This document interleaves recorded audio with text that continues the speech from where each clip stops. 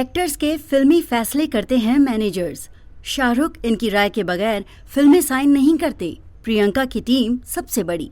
जब भी कोई एक्टर इंडस्ट्री में आता है तो उसे अपनी पहचान बनाने के लिए एक व्यक्ति की जरूरत होती है।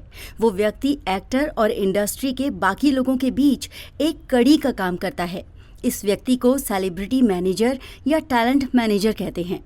एक एक्टर की लाइफ में काफी हैपनिंग्स होती हैं। उनकी शेड्यूलिंग, उनका पब्लिक अपीयरेंस, फिल्म चुनना और ब्रांड एडवर्टाइजमेंट, ये सारी चीजें एक सेलिब्रिटी मैनेजर ही डिसाइड करता है। शाहरुख खान इसके सबसे बड़े उदाहरण हैं। वे बिना अपनी मैनेजर से राय लिए कोई भी ब्रांड या फिल्म साइन नहीं करते।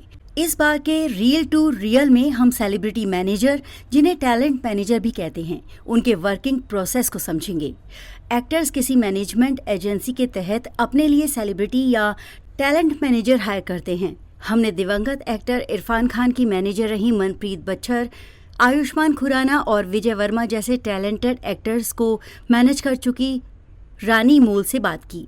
एक्टर्स को बड़ी जगह काम दिलाने की जिम्मेदारी मैनेजर के ऊपर होती है। आपने अक्सर शाहरुख खान के साथ एक महिला को देखा होगा। उनका नाम है पूजा डडलानी। वो पिछले कई साल से शाहरुख खान की मैनेजर हैं। वो हर वक्त साय की तरह शाहरुख के साथ रहती हैं। शाहरुख अपने सारे फैसले उनसे पूछे बिना नहीं लेते। लेकिन यहाँ ध्यान देने वाली बात यह है कि सारे एक्टर्स अपने साथ इंडिपेंडेंट या सोलो मैनेजर नहीं रखते।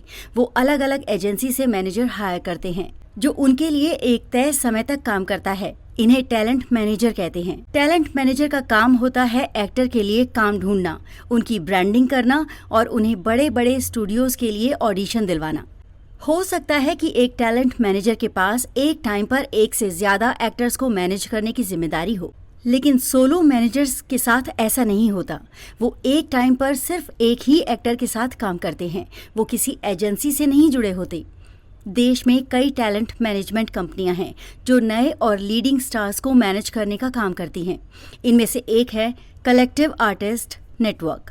दीपिका पादुकोण, रणवीर सिंह, ऋतिक रोशन और श्रद्धा कपूर जैसे बड़े स्टार्स इससे जुड़े हैं। इसके अलावा यशराज टैलेंट मैनेजमेंट से वाणी कपूर, आयुष्मान खुराना, शर्वरी वाघ और सोनम कपूर जैसे बड़े स्टार्स जुड़े हैं। मैट्रिक्स आईसी प्राइवेट लिमिटेड नाम की टैलेंट कंपनी के साथ आलिया भट्ट, कटरीना कैफ, माधुरी दीक्षित और अभिषेक बच्चन जैसे आर्टिस्ट जुड़े हैं। धर्मा कॉर्नर स्टोर एजेंसी, जो कि करण जौहर की कंपनी है, के साथ विराट कोहली, पीवी सिंधु, तमन्ना भाटिया, सारा अली खान, जानवी कपूर, विजय देवरकोंडा और अनन्या पांडे का करार है।